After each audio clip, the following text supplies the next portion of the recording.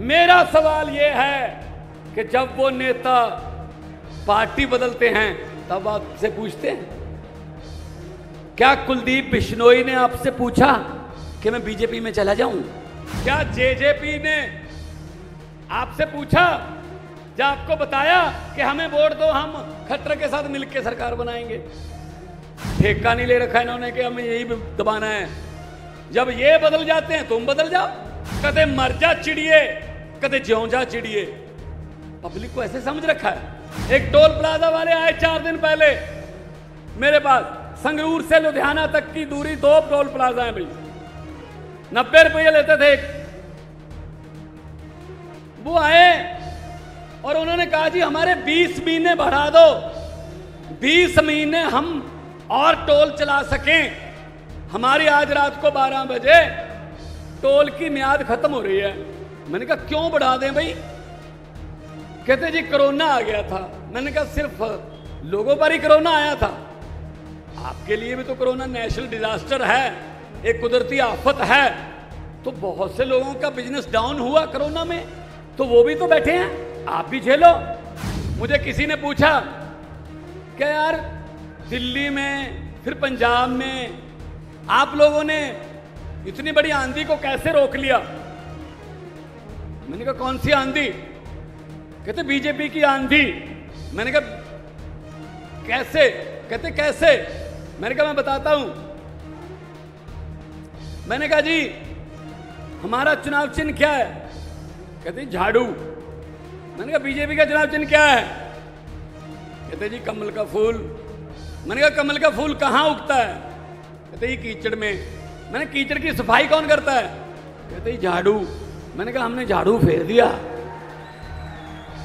कांग्रेस की हालत तो उस 90 साला बुजुर्ग की तरह हो गई जिसको डॉक्टर भी जवाब दे देते हैं कि घर बैठाकर सेवा कर लो, अब कुछ नहीं है बस।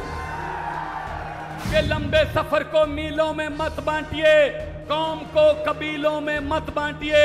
एक बहता दरिया है मेरा भारत देश, इसको नदियों और झीलों में मत बांटिए।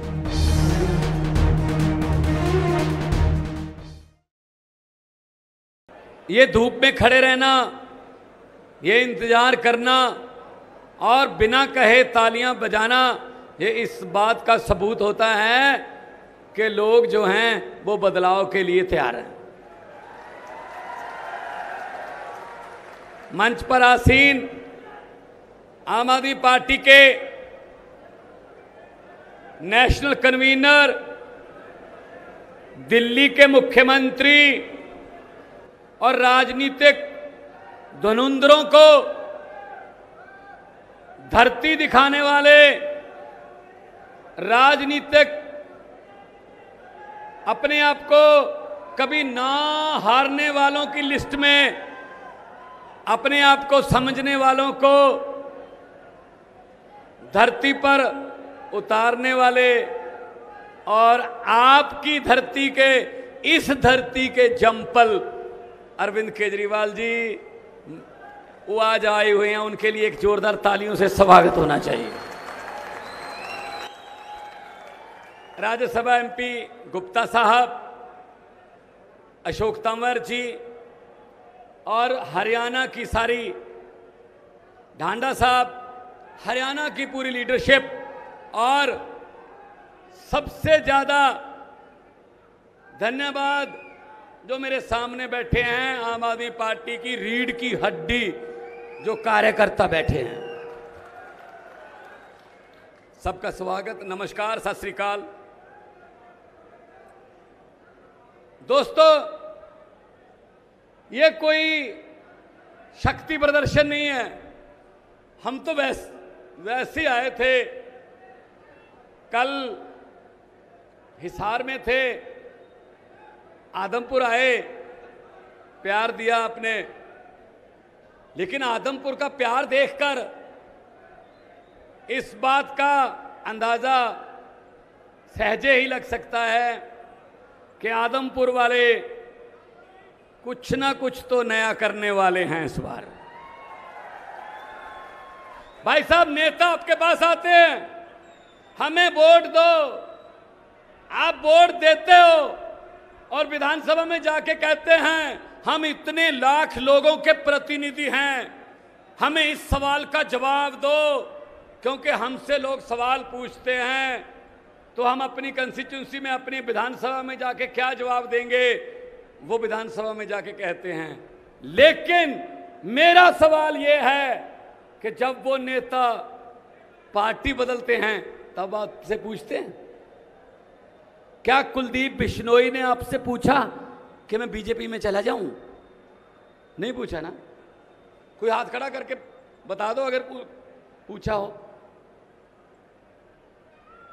क्या जेजेपी ने आपसे पूछा, जब आपको बताया कि हमें वोट दो, हम खट्टर के साथ मिलकर सरकार बनाएंगे? नहीं पूछा। क्यों? फिर उस समय पब्लिक कहां होती है?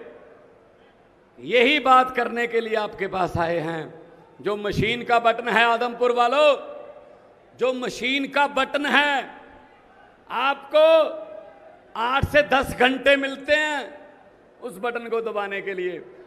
वो बटन ना तो हाथ के पंजे का है, वो बटन ना ही हाथी का है, वो बटन ना कमल के फूल का है, वो बटन ना किसी ऐनक का या चप्पल का है, वो बटन ना ही झाड़ू का है, वो बटन आपके बच्चों की अच्छी शिक्षा का बटन है।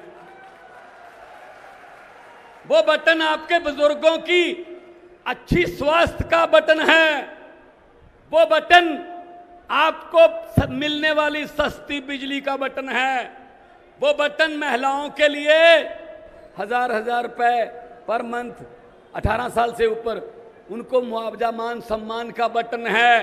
वो बटन व्यापारियों को यहां हरियाणा में काम करने के लिए उत्साहित करने का बटन है। वो किसी पार्टी का बटन नहीं है। ठेका नहीं ले रखा इन्होंने कि हमें यही दबाना है। जब ये बदल जाते हैं तुम बदल जाओ, इसमें क्या है? तो आदमपुर वालों, अभी आपके पास एक मौका आया है इनको सबक सिखाने का। इन्होंने क्या समझ रखा है जनता को? पंजाबी में कहावत है, कदे मर जा चिड़िए कदे ज्यों जा चिड़िए। पब्लिक को ऐसे समझ रखा है। 5 साल इधर ले गए, 5 साल इधर ले गए, हम जब मर्जी इस्तीफा दे दें, हम दोबारा दूसरी पार्टी से आएंगे। लोगों का क्या है, वो तो वोट डालेंगे नहीं। आप इनको बता दो।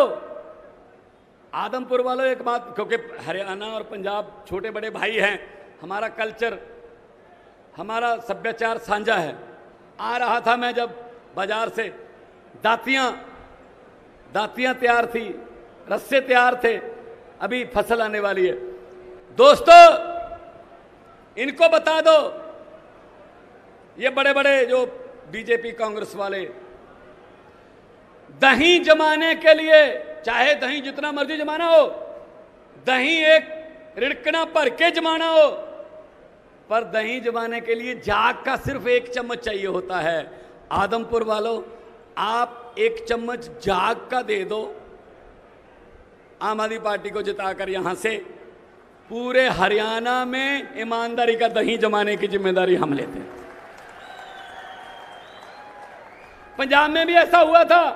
पहले लोकसभा जीते 4, 19 में लोकसभा जीते संगरूर। आज आम आदमी पार्टी की सरकार है। क्यों सरकार है? हमारे पास पैसे तो है नहीं, हम उनका पैसों में मुकाबला नहीं कर सकते, हम गुंडागर्दी करते नहीं। सरकार सिर्फ सच्चाई और ईमानदारी के नाम पर है। और 5.5 महीने अभी सरकार को हुए हैं पंजाब में। पूछ लेना, आपकी रिश्तेदारियां होंगी, दोस्त मित्र होंगे। 1 विधायक 1 पेंशन।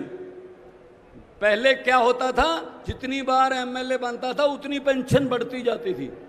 1 विधायक 1 पेंशन, करप्शन खत्म, 100 मोहल्ला क्लिनिक तैयार, और लोग उसमें आ रहे हैं हजारों की गिनती में। दवाइयां बिल्कुल फ्री, 100 के लगभग ब्लड के टेस्ट फ्री, बिजली 1 जुलाई से मुफ्त। अभी जो बिल आ रहे हैं 0 बिल आ रहे हैं। हमने गारंटियां दी थी। अगर कोई देश का जवान, पंजाब का जवान सरहद पर ड्यूटी का फर्ज निभाते हुए शहीद होता है, 1 करोड़ रुपया। अभी आटा दाल स्कीम घर पे, बुढ़ापा पेंशन घर पे, बुजुर्गों को बैंक में जाने की जरूरत नहीं है, आपके डोर की खटखटाया जाएगा और आपको पेंशन मिल जाएगी। ये पहले क्यों नहीं हो सकता था? हो सकता था।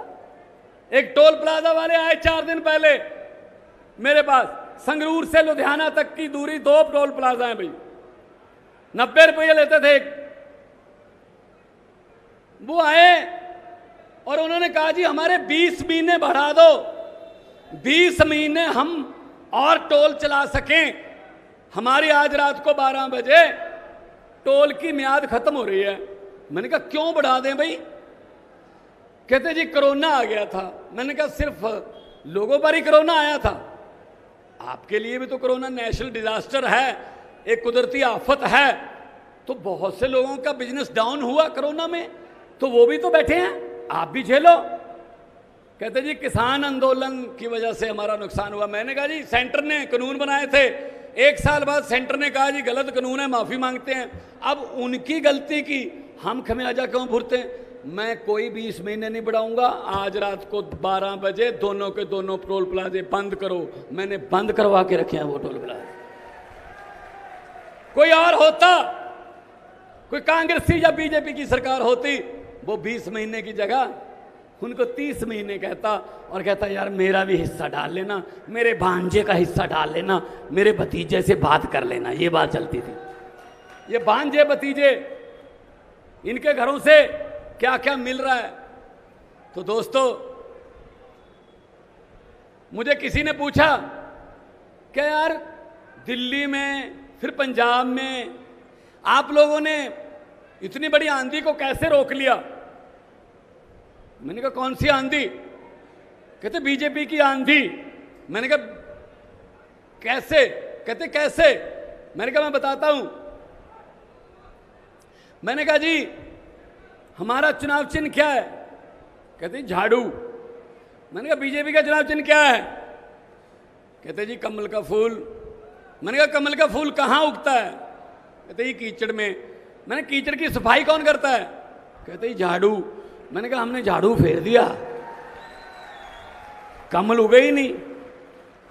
जिस झाड़ू से हम आज तक सिर्फ अपना मकान और दुकान साफ करते थे, अब अरविंद केजरीवाल जी की अगुवाई में उस झाड़ू से पूरा हिंदुस्तान साफ किया जाएगा। बड़ी बड़ी दुकानें बंद होंगी, भ्रष्टाचार की दुकानें बंद होगी, बहुत कुछ होगा। 107 नंबर दुकान भी बंद होगी।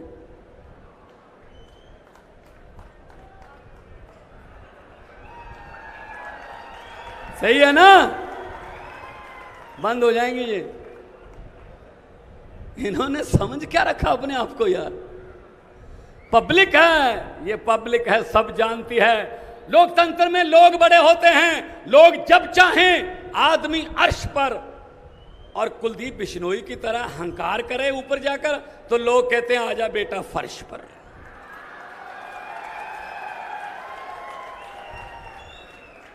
तो इनके पास कुछ नहीं है, ये सिर्फ अपना बचाव करने के लिए इधर उधर जाते हैं, लोगों के वोट को इस्तेमाल करते हैं।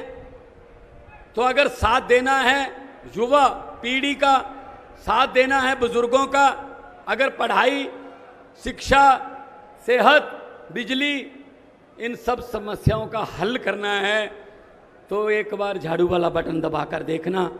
दिल्ली में एक बार दबाया था लोगों ने, उसके बाद दूसरे बटन को भूल गए लोग, भूल गए। ये कांग्रेस, चलो छोड़ो, कांग्रेस की क्या बात करनी है।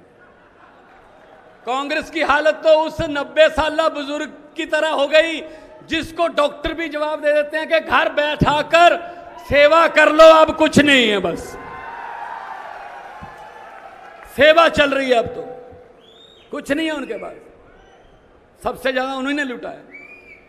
और बाकी दूसरी है जुमला पार्टी। आजकल जुमलों की फैक्ट्री चल रही है, 24 घंटे जुमलों की फैक्ट्री में जुमले बन रहे हैं आपके लिए कि किस जुमले से भावनाएं भड़केंगी, किस जुमले से नफरत फैलेगी ज्यादा, किस जुमले को बोलने से लोग आपस में लड़ेंगे, ये बना रहे हैं वो नारे, उनसे बच के रहना, उनसे बच के रहना। मैं सिर्फ यही कहूंगा, जो देश को इधर उधर नफरत की राजनीति में बांटते हैं, जो देश के टुकड़े और देश को धर्म के नाम पे बांटते हैं, मैं उनके लिए एक लाइन बोलूंगा कि लंबे सफर को मीलों में मत बांटिए, कौम को कबीलों में मत बांटिए। एक बहता दरिया है मेरा भारत देश, इसको नदियों और झीलों में मत बांटिए।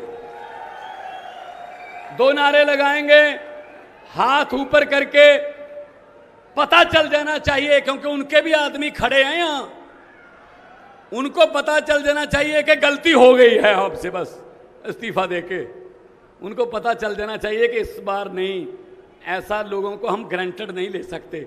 आपके नारों की आवाज बता देगी। एक बार क्या हुआ, मैं उससे पहले जब 2015 के चुनाव थे तो रामलीला ग्राउंड में नरेंद्र मोदी जी की रैली हुई, तो लाइव चल रही थी, मैं सीएम साहब के पास बैठा था दिल्ली में, तो रश हुआ, उसके बाद नारे लगाने लगे। वो नारे लगाते हुए देखकर मैंने सीएम साहब को कहा, मैंने कहा जी शपथ लेने की तैयारी करो, हमारी सरकार बनेगी। इन्होंने कहा जी आपको कैसे पता चला? मैंने कहा जी नारे देखकर। कहते नारे तो ठीक लग रहे हैं। मैंने कहा नहीं सर, नारा लगाने के अंदाज से पब्लिक बता देती है। वो कहते थे, स्टेज से आवाज आती थी हर हर मोदी, तो लोगों में से आवाज आती थी घर घर मोदी, मतलब हाथ ऊपर जाता था, गर्दन नीचे जाती थी। मैंने कहा जी दिहाड़ी पर आए हैं, ये वोट नहीं डालेंगे। नारा सच्चा जब लगता है तो गर्दन भी ऊंची जाती है, हाथ भी ऊपर उठता है। दो नारे लगा के बता दो, इनकलाब, थोड़ा और, इनकलाब, इनकलाब, वंदे भारत माता की, बोले सोनिया।